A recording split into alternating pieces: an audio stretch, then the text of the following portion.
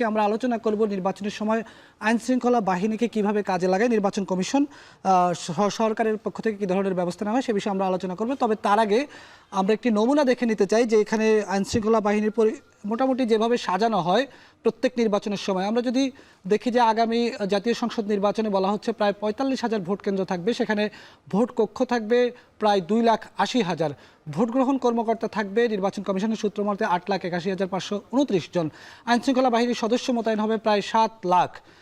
বলা হচ্ছে সেনাবাহিনীর স্ট্রাইকিং ফোর্স হিসেবে থাকবে ৮০,০০০ সেনাবাহিনীর সদস্য মোতায়েন থাকবে বলে বলা হচ্ছে। যদি এই আলোচনার পরে সেনাবাহিনীকে আরপিওতে আইন শৃঙ্খলা বাহিনীর সদস্যতে অন্তর্ভুক্ত করা হয়েছে সংজ্ঞায়।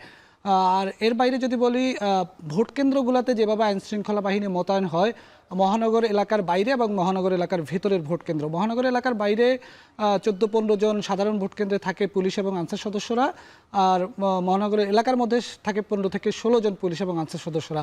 ঝুঁকিপূর্ণ ভোট কেন্দ্র মহানগর এলাকার বাইরে থাকে ১৬ জন আনসার সদস্য, আর ঝুঁকিপূর্ণ ভোট কেন্দ্র মহানগর এলাকায় থাকে সেখানেও ১৬ জন পুলিশ আনসার সদস্য থাকে। এর বাইরে মোবাইল এবং স্ট্রাইকিং ফোর্স হিসাবে বিজিবি, কোস্টগার্ড, র্যাব সদস্যরা থাকে। আমরা এই ছিল নমুনা।